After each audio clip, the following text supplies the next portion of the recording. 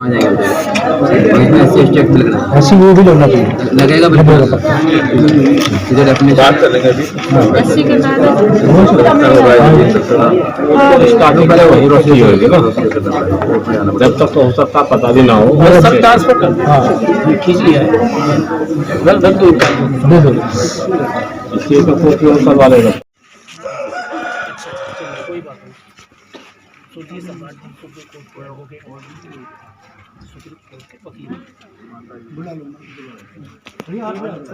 आजा भैया राजू राजू आ जाओ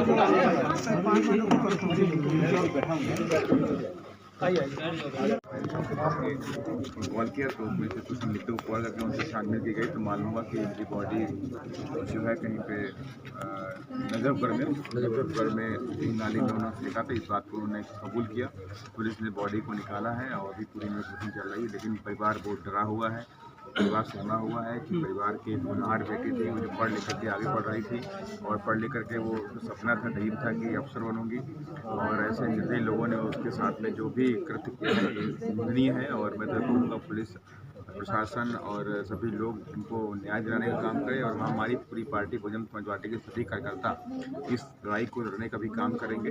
और मैं उस बच्ची को वापस भेजना सकता हूँ, लेकिन ये नज़ीर जरूर पेश करेंगे कि ऐसे दुर्दांत अपराधियों को फांसी की सजा मिले और ताकि इस काम की पुनरावृत्ति को दोबारा हिम्मत मिल ना सके, और इसके लिए हमारी पूरी टीम मुस्तैदी के साथ में। सर ये दूर दराज का इलाका नहीं है सर, राजधानी है देश की। यहाँ की पुलिस के जो है उदाहरण पेश किए जाते हैं कि तुरंत कार्रवाई करती है। हाईटेक पुलिस यहाँ पे क्या ढील बरती गई पुलिस के द्वारा? इसके लेकर के भी अभी पार्लियामेंट चल रही है, इसको लेकर के भी मैं कई सारी बातें मैं पार्लियामेंट में उठाने का भी काम करूँगा कि किस तरह से गरीब और दलित आदिवासी जो दिल्ली के अंदर भी रहते हैं वो पूरे देश में सुरक्षित नहीं है और दिल्ली के अंदर भी सुरक्षित नहीं है। और जो पूरी बैड एलिमेंट होते हैं उनकी बहु बच्चियों के साथ में, बेटियों के साथ में इस तरह का अपराध करते आते हुए हैं, तो इसको लेकर के भी हम अभी काफ़ी कुछ करने के मूड में हैं और हम करेंगे। सरकार नारा देती है बेटी बचाओ बेटी पढ़ाओ बेटियों को आगे बढ़ाओ, लेकिन बेटी के साथ में ऐसा कृत्य कर दिया गया। देखिए इस तरह के नारे तो लोग कहते नहीं पॉलिटिकल जुमले हैं, और सच्चाई यह है कि पूरे देश के अंदर जो दलित है, जो आदिवासी है, जो गरीब है, जो वंचित है, पिछड़ा है, उनकी बहु बच्चियाँ